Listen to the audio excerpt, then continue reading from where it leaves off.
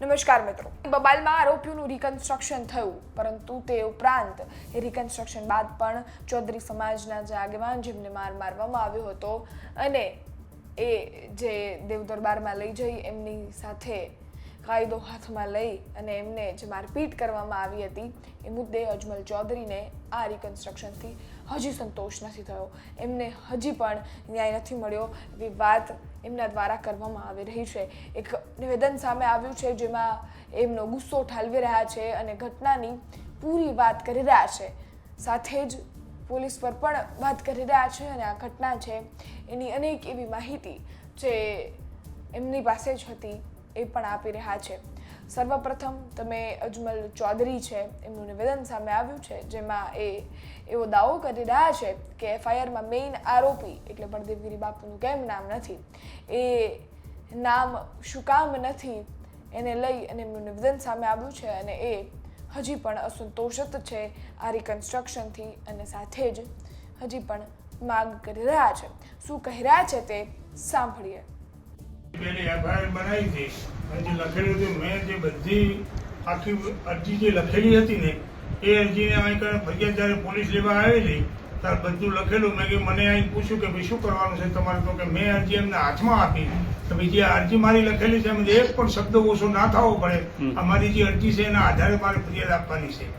તો એ ફરિયાદ અધૂરી મેળીને ગયેલા અને બીજે દિવસે આવેલા અને ફરીને પાછી અરજી લઈને આવ્યા ત્યારે એ ટાઈમે મેં એમને સહી કરાવવા હું માનસિક તરફથી ખૂબ કંટાળી ગયેલો. તો મારા સગા સંબંધીઓ મને ખબર પડતા મારો ખબર પૂછવા આવતા મને ખૂબ પેલું હતું. એટલે મેં એમને પૂછ્યું કે ભાઈ જે મારી અરજી લખેલી હતી એના આધારે તમે કંઈ મને સહી કરાવવા આવો છો કે એ જ અરજીથી સહી કરાવવા રહ્યા છે, અમે બીજી કોઈ નથી. તો આ પોલીસે ત્યાં જઈ ગમે તે મળે ત્યાંથી કાંઈ પણ કરી અને મારી મકાથી જે લખવાનું હતું કાઢી અને જે સત્ય જે મારો આરોપી અને જેને મારા ગુજાર્યું છે, ત્રાસ ગુજાર્યો છે એ બળદેવનાથની તો મારું નામ નથી, તો બળદેવનાથનું નામ નહીં આવે તો હું ચિયટણે આપઘાત કરીશ અને હું સરકારના શરણે રહેવું પડશે મારે. મને બળદેવગીરીનું નામ નહીં આવે તો ઘડી હું અપવાસમાંથી ઉતરીશ અને મારો દેશ પાડી દઈશ હું. અને નકે મને આનો ન્યાય મળવો પડે અને બળદેવનાથને ઇન્ક્લુડ થવો જ પડે અને બળદેવનાથની માલી મકાન નામ હોવું જ પડે અને ગુલાબગીરીનું પણ નામ હોવું પડે. એ લોકોએ મને ખૂબ બાંધીને ત્રાસ આપેલો છે. આજે એનું નામ કાઢી નાખ્યું છે, લુકા તત્વના નામ રાખ્યા છે અને મને રિવોલ્વર ભીડાઈ અને મને બંદૂકથી અને મારે એના ઘરમાં લઈ જઈને મને નગમ કર્યો છે અને મારા કંથી પૈસા લૂંટારો કંથી લૂંટી લીધા છે. મારા ગજવામાંથી પૈસા પડી જાય, કોઈક લોકો હતો એને કીધું પેલા પૈસા પડી જાય એને લીધેલા છે અને આવું બધું છુપાઈ ના તો મને બીવરાયો છે. મારી સત્ય ઘટના આ છે અને હાઈકોર્ટમાં હું આવીશ તો હું આપ સાહેબના નામદાર કોર્ટના સામે હું આવું બોલવાનો છું. જ્યારે પોલીસ એફઆઈઆર રાત્રે લેવા આવી એ ટાઈમે અમારી અરજી પ્રમાણે અમે એફઆઈઆર આપી કે સાહેબ અમારી અરજી જે છે એ જ પ્રમાણે એફઆઈઆર લખો. એમને અમારી રૂબરૂ અહીંયા એફઆઈઆર એવી રીતની કાગળ ઉપર લેખિત કર્યું અને અમારી સહી લીધા વગર નીકળી ગયા કે સારું.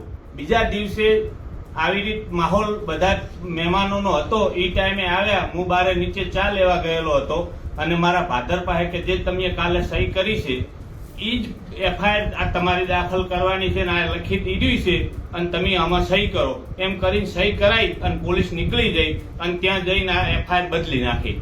અને જે એફઆઈઆર રાત્રે લેવાયા હતા એનો વિડીયો પણ મારી પાસે છે કે અમે કીધું એ પ્રમાણે લખો એવી રીતનો, એટલે અમે એ વિડીયો બનાવ્યો તો એ સહી કરાવવા નતા જાય. બીજા દિવસે આવી રીતનો માહોલનો ફાયદો ઉઠાઈ અને એમની હાલતનો ફાયદો ઉઠાઈને સહી કરી અને નીકળી ગયેલ છે.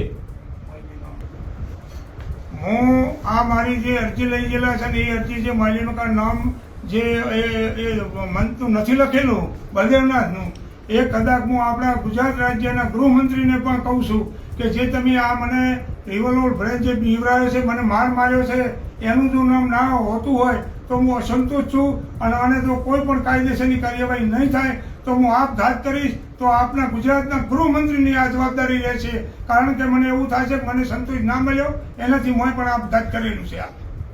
આપે સાંભળ્યા એ અજમલ ચૌધરી જેમની ઉપર મારવામાં આવ્યો હતો, કાયદો હાથમાં લેવામાં આવ્યો હતો, લુખા તત્વો બેફામ થયા હતા અને આ ઘટના છે એ એક જ વિડીયો પર નિર્ભર હતી અને જેમાં બળદેવગીરી બાપુ છે એમના માટે શબ્દો બોલવામાં આવી રહ્યા હતા અને એના કારણે જ એમના સમર્થકોમાં રોષ જોવા મળ્યો, ભારે રોષ જોવા મળ્યો, જેનાથી એમને મારવામાં આવ્યો અને ત્યારબાદ આ આખી એ ઘટનાએ વેગ પકડ્યું. પરંતુ આ ઘટનામાં આરોપીઓના પણ રિકન્સ્ટ્રક્શન થઈ ચૂક્યા છે. પરંતુ તે ઉપરાંત એમનું એવું કહેવું છે કે મેઇન આરોપી એમના આક્ષેપ છે કે મેઇન આરોપી જે બળદેવગીરી બાપુ છે એમનું નામ FIRમાં કેમ નથી ક્યાંય, અને સાથે જ એમની ઉપર કેમ કોઈ એક્શન નથી લેવાઈ રહી. આ ઘટના અંગે તમારું શું માનવું છે અને આ અસંતોષને લઈ તમારું શું માનવું છે? કમેન્ટ ચોક્કસથી કરજો. ફરી મળીશું. ત્યાં સુધી ગુજરાત તક જોતા રહો. ધન્યવાદ.